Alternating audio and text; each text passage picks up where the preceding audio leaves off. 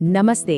चलिए आज बात करते हैं भारत की एक प्राचीन जनजाति की एक ऐसी अविश्वसनीय कहानी की जिनका सदियों पुराना पारंपरिक हुनर अचानक मॉडर्न मेडिसिन के लिए सबसे जरूरी बन गया। ये कहानी है सर्वाइवल की, अडैप्टेशन की और इस बात की कि पुराना ज्ञान कितना ताकतवर हो सकता है। जरा सोचिए, एक ऐसा ज्ञान जो किताबों में नहीं बल्कि पीढ़ी दर पीढ़ी सिर्फ जुबानी तौर पर चला रहा हो, और वो अचानक देश के एक बहुत बड़े मेडिकल क्राइसिस का सबसे बड़ा सॉल्यूशन बन जाए। बस यही तो है इस पूरी कहानी का सार, जहां सदियों पुरानी परंपरा आज के विज्ञान से मिलती है। तो इस पूरी कहानी को हम 5 हिस्सों में समझेंगे। पहले जानेंगे इरुला लोगों के बारे में, उनके पुराने ज्ञान के बारे में। फिर देखेंगे कि कैसे उनका ट्रेडिशनल काम बंद हो गया, और उसके बाद वो कमाल की बात कि कैसे जहर ही जिंदगी बचाने वाली दवा बन गया। और हाँ, ये भी देखेंगे कि आज भारत की एंटी वेनम सप्लाई के लिए ये लोग कितने जरूरी हैं। आखिर में बात करेंगे उनके फ्यूचर प्लान्स की। तो चलिए कहानी शुरू करते हैं। इरुला लोगों की जिंदगी में जो इतना बड़ा चेंज आया, उसे समझने के लिए पहले ये समझना जरूरी है कि ये लोग हैं कौन और नेचर के साथ इनका रिश्ता कैसा है। तो इरुला, इनका नाम अंधेरे के लोग भी कहा जाता है क्योंकि ये प्रकृति के साथ बहुत गहरे से जुड़े हुए हैं। अब देखिए, इनको सिर्फ सांप पकड़ने की इनकी गजब की स्किल के लिए ही नहीं जाना जाता, इनका ज्ञान इससे कहीं ज्यादा है। ये तो समझ लीजिए कि इनके पास जड़ी बूटियों से इलाज की एक जीती जागती लाइब्रेरी है जो पीढ़ी दर पीढ़ी बिना किसी किताब के बस जुबानी तौर पर आगे बढ़ती आई है। ये चार्ट देखिए, इससे पता चलता है कि उनकी नॉलेज कितनी डीप है। वो इलाज के लिए पौधों के अलग अलग हिस्से इस्तेमाल करते हैं, जिसमें सबसे ज्यादा हैं जड़ें और पत्तियां, और खासकर जहरीले कीड़े या जानवर के काटने पर ये लोग करकम नाम का एक पेस्ट बनाते हैं जो सीधा घाव पर लगाया जाता है ना कमाल। ये दिखाता है कि वो नेचर को कितना बारीकी से समझते। और बात सिर्फ 1-2 नुस्खों की नहीं है। इस टेबल में देखिए, सांप के काटने का इलाज अलग, बिच्छू के डंक का अलग, यहाँ तक कि कुत्ते के काटने का भी इनके पास पारंपरिक हर्बल इलाज है। हर मर्ज की एक अलग दवा, और ये सब तब से चला आ रहा है जब मॉडर्न मेडिसिन का कोई नामो निशान तक नहीं था। लेकिन फिर कहानी में एक बहुत बड़ा ट्विस्ट आता है, एक ऐसा मोड़ जब सदियों से चला आ रहा उनका जीने का तरीका रातों रात इलीगल हो जाता है। देखिए, पीढ़ियों से इरुला समुदाय की पूरी इकोनॉमी ही सांपों के शिकार पर टिकी थी। वो सांप पकड़ते थे और उनकी खाल इंटरनेशनल लेदर इंडस्ट्री में बेची जाती थी। यही उनके घर चलाने का, उनकी कमाई का मुख्य जरिया था।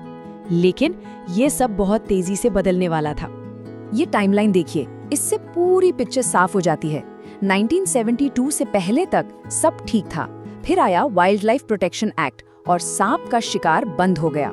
1976 में तो खाल के एक्सपोर्ट पर भी पूरी तरह से रोक लग गई। नतीजा, रातों रात इरुला समुदाय का काम धंधा ठप पड़ गया और पूरा का पूरा समुदाय गरीबी और भूखमरी की कगार पर आ खड़ा हुआ। और यहीं से कहानी एक ऐसा मोड़ लेती है जिसकी किसी ने कल्पना भी नहीं की थी। जब लग रहा था कि सब कुछ खत्म हो गया है, तभी एक नया रास्ता खुला। एक ऐसा रास्ता जहां उनका वही पुराना हुनर एक बिल्कुल नए और शायद पहले से भी ज्यादा जरूरी काम आने वाला था। कहानी में एंट्री होती है हर्पेटोलॉजिस्ट रोमुलस विटेकर की। उन्होंने कमाल की बात सोची। उन्होंने समझा कि इरुला लोगों की जो अनोखी स्किल है, मतलब सांपों को ढूंढ निकालने और उन्हें पकड़ने की जो उनकी काबिलियत है, उसे हजारों लाखों जिंदगियां बचाने के लिए इस्तेमाल किया जा सकता है। और इसी सोच के साथ 1978 में बनी Irula snake catchers industrial cooperative society. ये एक जबरदस्त आइडिया था। इससे हुआ क्या, इरुला लोगों को एक लीगल और परमानेंट काम मिल गया, सांपों से जहर निकालना ताकि लाइफ सेविंग एंटीवेनम बन सके। और साथ ही ये भी पक्का किया गया कि सांपों को कोई नुकसान न हो, मतलब इंसान भी बचे और जानवर भी। और जहर निकालने का ये जो पूरा प्रोसेस है, वो भी बड़ा ह्यूमेन और सस्टेनेबल है। देखिए, पहले लाइसेंस्ड मेंबर्स जंगल से सांप पकड़ते हैं, फिर उन्हें 21 दिन के लिए मिट्टी के ठंडे बर्तनों में रखा जाता है। इस दौरान उनसे ज्यादा 4 बार जहर निकाला जाता है और आखिर में उन पर एक मार्क लगाकर उन्हें वापस जंगल में छोड़ दिया जाता है। ये ट्रेडिशनल नॉलेज और मॉडर्न कंजर्वेशन का एक बेहतरीन मेल है। तो अब देखते हैं कि इस अनोखे मॉडल का भारत के पब्लिक हेल्थ सिस्टम पर असर कितना बड़ा पड़ा है। और यहाँ जो नंबर सामने आते हैं वो सच में चौंकाने वाले हैं। भारत में हर साल सांप के काटने से औसतन 58,000 मौतें होती हैं। पूरी दुनिया में होने वाली मौतों का लगभग आधा है। मतलब ये कितना बड़ा क्राइसिस है, इसका अंदाजा लगाया जा सकता है। और अब ये नंबर देखिए, भारत में एंटी वेनम बनाने के लिए जितना भी कच्चा जहर चाहिए उसका 80%, जी हाँ 80% इसी इरूला कोऑपरेटिव से आता है। सोचिए, अगर ये लोग ना हो तो मौतों का ये आंकड़ा कहाँ तक पहुँच सकता है। ये सचमुच देश की लाइफलाइन है। तो इसका असर सिर्फ एक जगह नहीं बल्कि हर तरफ हुआ। उनके ट्रेडिशनल हुनर को एक लीगल पहचान मिली, करीब 350 परिवारों को एक स्टेडी इनकम मिली, और सबसे बड़ी बात, लगातार वेनम सप्लाई से हजारों जानें बची। और इसी काम के लिए 2023 में इनके 2 सदस्यों मासी सदायन और वडिवेल गोपाल को पद्मश्री से भी सम्मानित किया गया। ये सच में एक बहुत बड़ा सम्मान है। लेकिन कहानी यही खत्म नहीं होती। इरूला समुदाय अपनी सफलता पर रुका नहीं है। वो आगे की सोच रहे हैं, भविष्य के लिए प्लानिंग कर रहे हैं और बदलते वक्त के साथ खुद को बदल रहे हैं। तो उनका फ्यूचर प्लान क्या है? अभी उनका मॉडल है पकड़ो और छोड़ो, मतलब जंगल से सांप पकड़ो, कुछ दिन रखो और छोड़ दो। लेकिन अब वो एक सर्पेंटेरियम बनाने का सोच रहे हैं। ये एक परमानेंट मॉडर्न फैसिलिटी होगी जहां पूरे भारत से सांपों को लंबे समय तक रखकर जहर निकाला जाएगा। और सबसे खास बात ये है कि ये आइडिया किसी और का नहीं बल्कि खुद कोऑपरेटिव का है। ये उनकी फॉरवर्ड थिंकिंग दिखाता है। पर इस बदलाव की जरूरत क्यों पड़ी?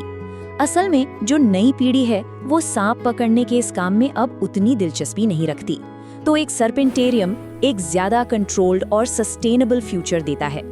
ये एक ऐसा तरीका है जिससे उनकी विरासत भी जिंदा रहेगी, लेकिन एक मॉडर्न साइंटिफिक तरीके से। और यहीं पर ये कहानी हमें एक बहुत जरूरी सवाल के साथ छोड़ जाती है कि कैसे हम भविष्य की ओर बढ़ते हुए अपने पुराने ज्ञान और अपनी जड़ों का सम्मान कर सकते हैं। इरूला जनजाति की ये कहानी सिर्फ सांपों और जहर की नहीं है, ये ट्रेडिशन और प्रोग्रेस के बीच बैलेंस बनाने की कहानी है।